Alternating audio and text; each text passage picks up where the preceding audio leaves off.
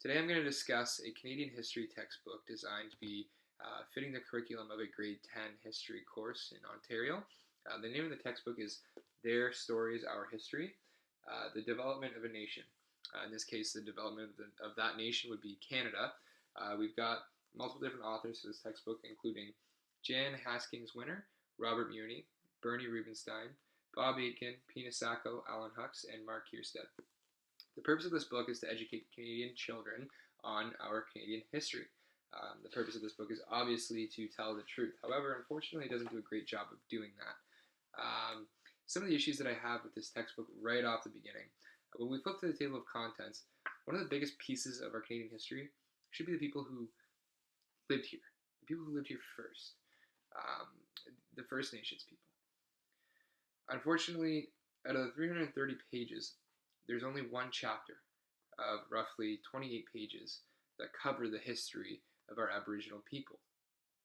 The chapter 5, First Nations and Métis people in the West. Well, my first issue with that is that it doesn't even cover the full realm of people that are known as Aboriginals. Aboriginal people, according to the Canadian Encyclopedia, are people who identify as First Nations, Inuit, and Métis people. Well, in this Canadian textbook of Canadian history, apparently we only have two types of Aboriginal people, the First Nations and the Métis people. Hopefully they'll tell us the truth. No, unfortunately, all we see in this 28 pages is a story about how the white European Canadians battled with these burdensome people that lived on this land that the British thought was theirs for some reason. It's really quite an unfortunate mistruth of the events. Starting with the first page, they initially discuss a dramatic example of adaptation in the Métis people. Métis culture is a dramatic example of adaptation. Métis traditions developed through a combination of European and First Nations ways of life. But that's it. That's all they talk about for the history of Métis people. They don't talk about how the Scottish and French fur traders came and married Aboriginal women. They don't talk about how those marriages happened, whether they were consensual. They don't talk about the formation of their own culture, their own way of life, their own collective consciousness, and nationhood in the Northwest at all. So it's pretty obvious we're hearing one voice in how this happened, and frankly, this textbook does a much better job than other textbooks in the past that I've seen do. However, it's still not doing a full justice. It's still not showing the voice of the people who had their lives ruined by these European settlers. So the biggest issue that I have with how they're telling this story is that they don't discuss how these Aboriginal peoples were displaced from their homes. They say they were displaced, but they don't tell you that they were pillaged, their women were raped, and that their children were kidnapped, and that their homes were burnt down, and the men were shot, and their objects were stolen, and their traditions were disrespected, and ceremonies and things like that were just completely destroyed by these new settlers. In here it says, these changes did not happen without resistance. Sometimes people resisted change through negotiation. In a few cases, people resorted to armed conflict. The turn to violence showed how alarmed people had become at the changes happening around and to them. So again, we're clearly seeing the European settling opinion of the events here in their voice. However, I'm sure if we heard an Aboriginal voice on these discussions, it would sound something more like, well, we really didn't have a choice but to defend ourselves because they came in, started burning our houses down, chasing us, shooting at us, trying to kill us, stealing our children, and raping our women. So yeah, we decided that we really had no choice but to fight back, otherwise we were probably going to be killed. In the textbook it says that after the passing of the Manitoba Act, the Métis people began to believe that the Canadian government had no intention of keeping its promises, and thus rebellions began when they saw little action that their land rights would be protected. The government issued a scrip, which were certificates that could be exchanged for land, through a variety of problems, including confusing government regulations and fraud. Many Métis people lost their land. Sometimes people returned from a hunt to find their home and farm taken over by new settlers. Well, at least they're telling a little bit of truth here. They had their homes stolen from them, robbed. And this textbook kind of makes it seem like they were being done a favor in a lot of these circumstances, and it made it seem like they had a choice. Biggest issue with all of this is that none of the Aboriginal peoples are heard in this story at all. And it discusses in the textbook, one of the good things it does do is it discusses the Indian Act and the terms of the Indian Act and some of the problems that exist in the terms of the Indian Act, which is great. However, the perspective of these issues are considered by one demographic. I'm just going to show you the textbook here. Think it through. It says in the text,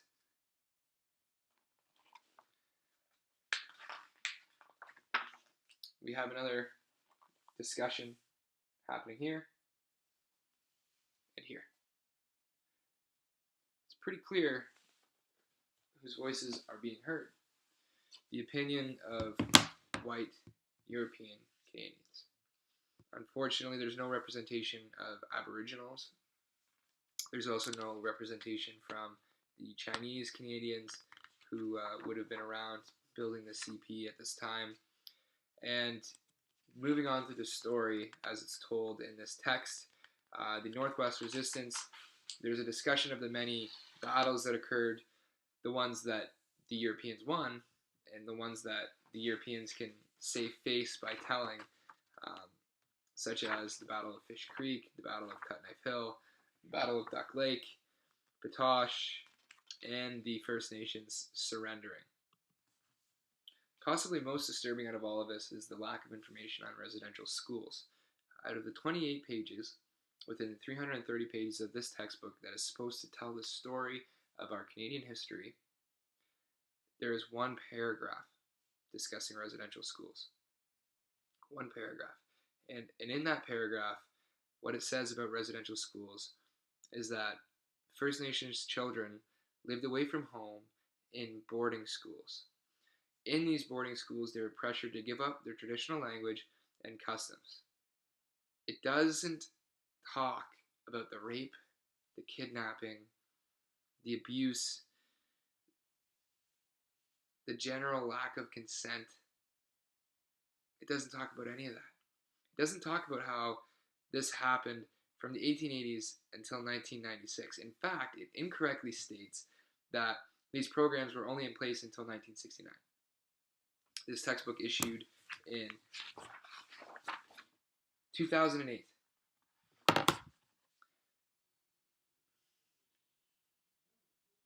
It's unfortunate that in 2008, children were learning that residential schools ceased in 1969, when really, you flip those last two numbers, the last residential school didn't shut down until 1996.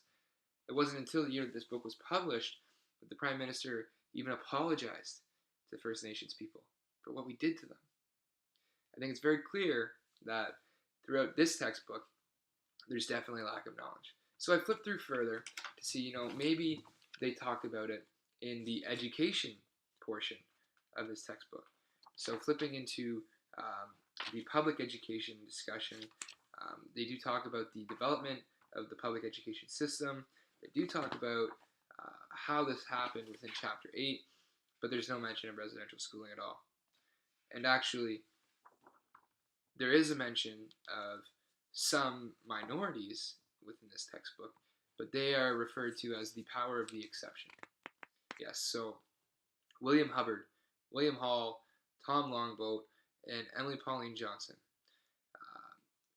William Hubbard, the first black person to be elected as alderman in Toronto, a doctor. William Hall, Nova Scotia, the first black person to win the Naval Victoria Cross. Tom Longboat from Six Nations Reserve in Ontario won the 1907 Boston Marathon. Emily Johnson, first Aboriginal poet to be published by a European settler in Canada. Not published in general, but it's made to seem here that she was the first ever to be published as an Aboriginal poet. Obviously, knowing the rich background of storytelling and Aboriginal culture if you did know that, you would know that this is absolutely asinine to say that she's the first ever Aboriginal poet. However, this textbook is clearly misidentifying some of this information here. However, all of these great people are labeled as the exception because they were a minority, a visible minority that did excellent things. They must have been an exception.